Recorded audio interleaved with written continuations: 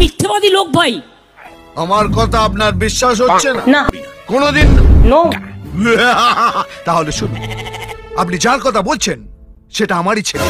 এত মিথ্যে কথা বলে লজ্জা করে না? আপনার চুলের নিচেও ফাঁকা আর হাঁটুর নিচেও ফাঁকা। যে আজকে মিথ্যে কথা বলে বেড়াচ্ছ ছেলেকে বাঁচাতে, তোমার নায়ক সে আবার ছেলেকে বাঁচাতে। কতবার বলবো আমার আর কোনো ছেলে নেই। তার মানে বুঝতে আর হবেও না।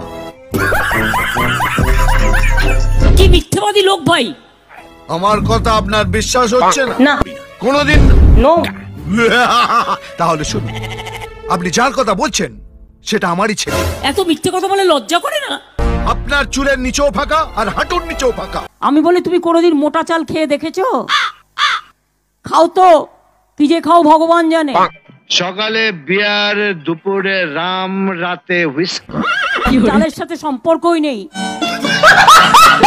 বললে আমি বলতাম, আমায় আঘাত করলে আমি উত্তর দিই। কিছুদিন আগে আপনি একটা স্টেটমেন্ট দিয়েছিলেন, বিদায় দিন, বিদায় দিন, বিজেপিকে বিদায় দিন। যারা ট্যাক্স ফাঁকি দেয় তারাও এক ধরনের চোর। আমরা সবাই চোর, তুমি সাধু। যা বলবো সেটাই হবে। যা বলবে তাই করতে হবে। আপনার ঘরে কি রান্না হবে দাদু ভাইরা বলে দেবেন।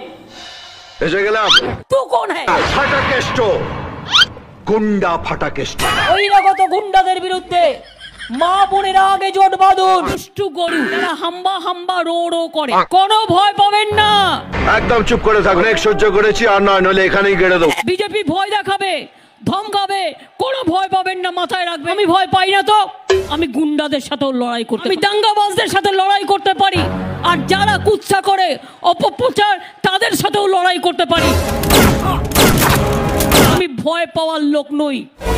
নমস্কার। গুজরাটের পার্টি, এ তো দিল্লির পার্টি, দাঙ্গা করার পার্টি। এটাই ভাগ্যচক্র। এগুলো কি?